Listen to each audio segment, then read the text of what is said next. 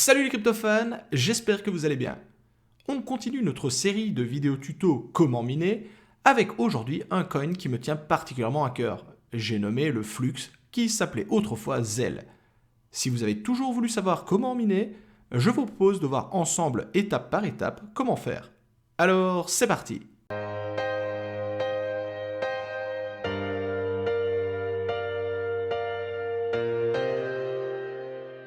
Et pour commencer, et cette vidéo ne déroge pas à la règle, la première chose à faire est de voir si votre carte graphique est capable de miner du flux. Par chance, l'algorithme du flux, qui se nomme EKH1254 ou encore ZLH de son ancien nom, est très peu gourmand en ressources, et il est donc possible de miner celui-ci avec pratiquement n'importe quelle carte, même les plus anciennes. Bon, il y a quand même un minimum, et il faudra que votre carte possède au moins 2 Go de VRAM. Si votre PC n'a pas 10 ans, vous devriez au moins avoir cela dans votre machine. Je vous invite donc à voir si votre carte possède les prérequis, et pour ce faire, un petit tour dans le gestionnaire de périphériques dans l'onglet carte graphique vous permettra de connaître le modèle dont est équipée votre machine. Ensuite, une simple recherche Google avec le nom de votre carte vous donnera l'information. Mais ici, je me dois une fois encore d'ouvrir une petite parenthèse, notamment sur l'algorithme EKH 125.4. La série des algorithmes EKH, car oui, il y en a plusieurs, sont pour la plupart ASIC résistants, ce qui est une excellente chose pour les mineurs aux cartes graphiques. Cependant, cette série d'algorithmes, elle est ultra réputée pour son côté Nvidia friendly.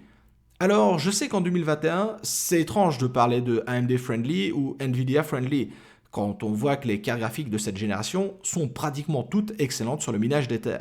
Sauf que ça n'a pas toujours été le cas, et je vous explique ça rapidement. En 2016-2017, si vous vouliez miner de l'Ether de manière efficace, AMD arrivait largement en tête. Les perfs et surtout le prix de ces cartes étaient un argument massu. Au contraire des cartes Nvidia de l'époque qui avaient des performances convenables, mais pour un prix bien supérieur. Les algorithmes EKH sont un peu la réponse à l'algorithme EtherH pour AMD. Des algorithmes ultra efficaces sur les cartes Nvidia et des cartes AMD un peu à la traîne. À l'époque, c'était quelque chose de convenu, car si vous vouliez miner de l'Ether, vous alliez chez AMD. Si vous vouliez miner autre chose, c'était chez Nvidia. Sauf qu'avec la génération actuelle, les cartes Nvidia, elles se débrouillent pas trop mal sur l'Ether et sur les autres algorithmes, là où les AMD sont restés très focalisés sur l'algorithme EtherH. Donc, miner de l'EKH actuellement avec une carte AMD, c'est bien entendu possible, mais ne vous attendez pas non plus à des perfs de folie. Le tableau que je vous affiche depuis tout à l'heure permet de juger justement des performances des cartes AMD et Nvidia. D'ailleurs, pour les derniers modèles de chez AMD, les RX 6800, 6800 XT, etc., il n'y a même pas de valeur, car pas de test réalisé dessus. Bref, vous voilà prévenu. Ah oui, et avant qu'on me pose la question, oui, c'est normal que la puissance de minage soit exprimée en sols par seconde.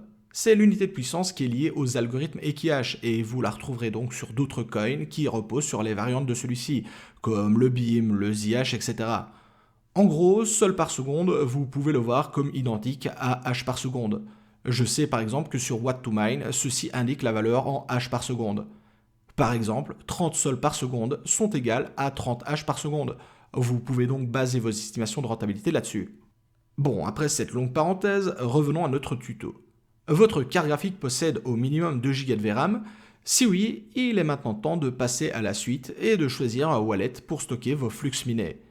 Et ici, je ne vous apprends rien si je vous dis qu'une fois encore, je vais utiliser l'excellent Zelcore pour le stockage de nos flux. Sauf que pour une fois, il s'agit ici réellement du wallet officiel de Flux et qui a donc été spécialement développé pour lui. Je vous rappelle que celui-ci est gratuit, multicoin, sécurisé et permet une prise en main très facile, donc pourquoi se priver? Vous retrouvez en description le lien vers celui-ci. Une fois téléchargé, je vous invite donc à vous créer un compte sur le wallet pour pouvoir l'utiliser, et une fois logué, vous devriez tomber sur une page plus ou moins similaire à celle-ci. Par défaut, le wallet Flux est déjà préinstallé et il vous suffit alors de cliquer sur l'icône du Flux, de cliquer ensuite sur le bouton Recevoir, et vous devriez alors voir apparaître votre adresse de réception Flux. Je vous invite à copier-coller celle-ci dans un document type Notepad, car nous allons en avoir besoin plus tard. En effet, nos flux minés seront directement envoyés sur cette adresse.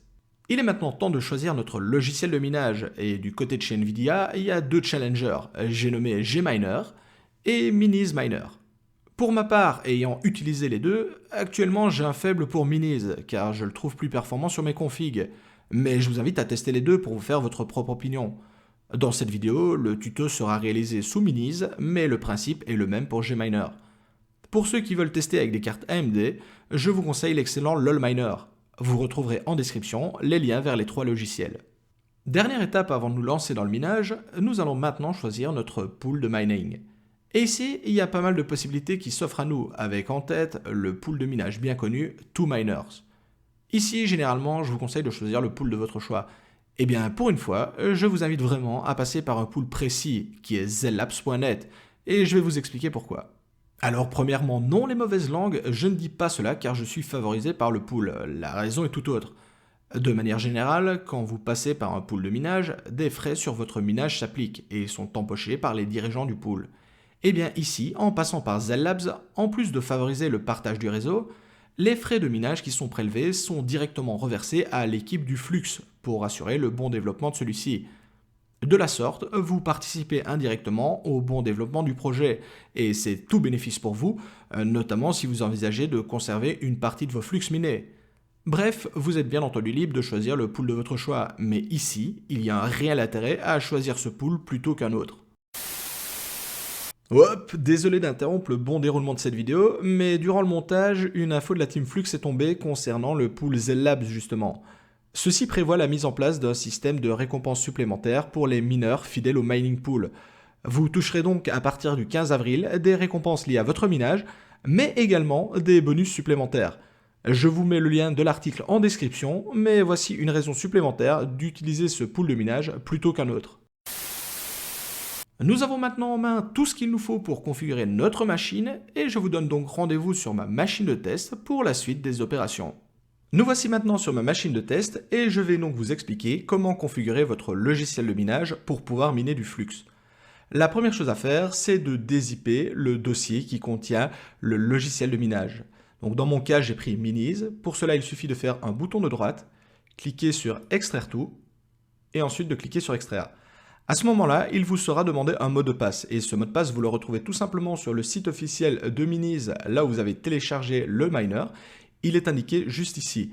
Veillez bien entendu à bien respecter les majuscules et les minuscules. À partir de là, lorsque le dossier est complètement extrait, vous devriez vous retrouver avec un dossier qui contient les différents fichiers suivants. Nous allons maintenant voir comment passer à la configuration de ces différents fichiers. Et pour la configuration de notre logiciel de minage, vous allez voir, celui-ci est extrêmement simple car nous allons nous aider des informations obtenues sur le pool de minage. Donc la première chose à faire, c'est de vous rendre sur le mining pool. Donc dans mon cas, j'ai bien utilisé Zellabs avec le CoinFlux. De cliquer sur l'onglet Getting Started. Et ici, dans les informations de base, nous retrouvons toutes les informations liées au pool de minage. Premièrement, les différents serveurs. Donc ici, il s'agit des serveurs américains avec les difficultés qui sont associées. Et également les serveurs Europe. Dans mon cas, je vais prendre le premier serveur car je n'ai pas besoin que la fonctionnalité TSL soit activée. Un autre point très important, c'est le Custom Payout que l'on peut associer au Minimum Payout. Alors, je sais que d'habitude, vous avez plutôt tendance à baisser celui-ci pour être payé quand même plus souvent. C'est notamment le cas sur l'Ether si vous ne souhaitez pas être payé une fois tous les 2 mois si vous avez une petite installation. Cependant, au moment où je tourne ma vidéo, la difficulté sur le flux est très faible. En effet, par exemple, avec ma machine de test qui est équipée simplement d'une simple carte RTX 2070 Super, je vais miner une vingtaine de flux par jour, ce qui est énorme.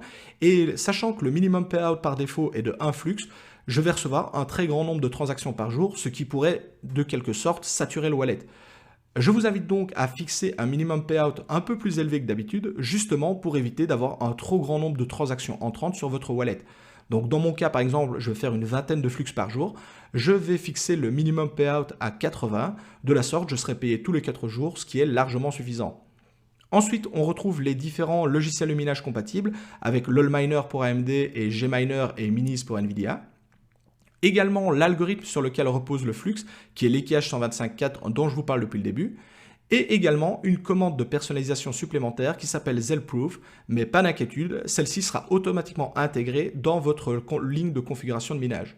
Nous allons maintenant voir comment configurer notre fichier de commande. Et pour cela, nous allons nous aider du Miner Config Generator.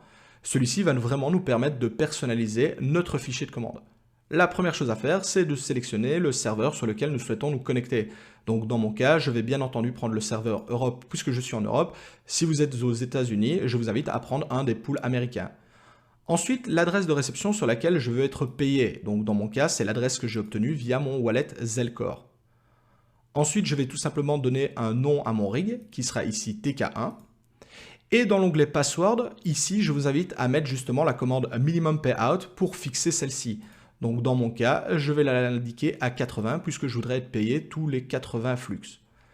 Comme logiciel de minage, je vais utiliser Miniz et je fonctionne bien sous Windows. Nous avons donc automatiquement le fichier de configuration qui apparaît juste ici. Et pour cela, il suffira de le copier, d'ouvrir un bloc-notes, de faire un copier-coller de toutes ces informations. On remarque bien que ce sont les informations qui ont été obtenues juste ici. De faire fichier, enregistrer sous. Et ici, je me trouve automatiquement dans le dossier Miniz.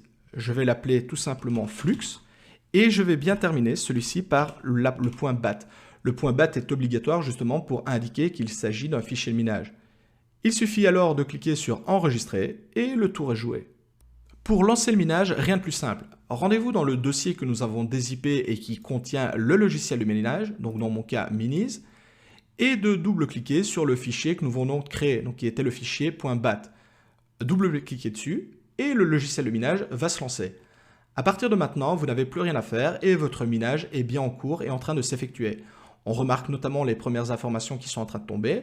Donc l'efficacité de ma carte est de 100%, la température est de 59 degrés avec une vitesse de ventilateur à 25% et ma puissance de minage au moment du calcul est de 58,59 sols par seconde. On retrouve bien entendu les différentes informations comme la puissance consommée en watts, le core clock, le memory clock, etc. etc. Et à partir d'ici, il n'y a plus rien à faire parce que votre minage est en fonction. Je vous invite comme d'habitude à patienter une trentaine de minutes afin d'avoir le premier retour d'information sur le pool de minage et à partir de là, je vais tout vous expliquer sur le mining pool. Mais actuellement, vous êtes en train de miner, félicitations à vous. Voilà maintenant un peu plus de 20 minutes que je suis en train de miner et il est maintenant temps pour moi de voir les premières informations sur le mining pool. Pour ce faire, je me rends tout simplement sur le pool de minage. Sur la petite loupe, je fais une recherche et j'indique ici l'adresse de réception de mon wallet qui me permet de rechercher justement mon rig de minage. Je clique dessus et sur cette page, on a accès aux premières informations. Alors avant toute chose, je tiens à vous indiquer que ici, il est bien entendu écrit Zel, mais ce sont bien des flux que nous allons recevoir. C'est tout simplement que l'adresse n'a pas encore été changée ici. On observe ici en grand un graphique qui nous permet de voir justement l'évolution de notre hash rate. Je vous rappelle bien entendu qu'il reste et qu'il s'agit d'un hash rate moyen. Le véritable hash rate, vous le retrouvez sur votre logiciel de minage. Ici, on n'est pas loin des 50 sols par seconde. On remarque que pour le moment, j'ai 0 flux qui sont non confirmés, mais que j'ai déjà 0,01 flux qui ne sont pas payés. Au total, ici, votre balance, vous, devrait être de 0, mais c'est tout simplement qu'ici, j'utilise une adresse sur laquelle j'ai déjà énormément miné de flux. Ma contribution à la recherche de blocs est de 0,3%, ce qui voudrait dire qu'à chaque fois qu'un bloc est trouvé, j'empoche 0,17 flux. Et on remarque bien que mon minimum payout a bien été indiqué à 80 flux. Ici, on voit de toute façon mon hash rate actuel avec une moyenne sur 5 minutes, 1 heure, les 3 dernières heures, etc. etc. Comme toujours, montrez-vous patient pour avoir des informations qui se rapprochent de la réalité. Et en dessous, vous avez tout simplement les différents paiements qui ont été effectués lors de la dernière heure, les dernières 12 heures, les 24 heures, etc. etc. Dans mon cas, comme j'ai fixé le minimum payout à 80 flux, à mon avis, je vais devoir attendre un bon 4 jours avant d'être payé. Donc voici qui termine pour la partie live de présentation du minage de flux. Je vous donne maintenant rendez-vous offline pour la fin de cette vidéo. Encore merci à tous et félicitations pour votre minage de flux. Arrivé ici, si vous avez respecté les différentes étapes, vous devriez être en train de miner vos premiers flux. Si jamais vous avez un message d'erreur, dans 80% des cas, il s'agit soit d'une erreur de configuration de fichier de commande, ou alors de votre antivirus qui a supprimé certains fichiers importants pour le minage. Veillez à désactiver celui-ci et à mettre une exception dans le dossier qu'il analyse pour ne pas le voir de nouveau supprimer les fichiers. À partir de là, dézippez une nouvelle fois le dossier de base pour récupérer l'ensemble des fichiers et recommencer. Voici qui termine ce tuto et j'espère vraiment qu'il vous aura plu et vous aura permis de débuter dans le minage de flux. Je compte sur vos pouces bleus et vos partages pour soutenir la chaîne. N'hésitez pas non plus à vous abonner, vous êtes maintenant de plus en plus nombreux à rejoindre la communauté des crypto-fans, et je dois dire que ça me fait super plaisir. Je vous souhaite à tous un excellent minage, c'était Monsieur TK, ciao les crypto-fans.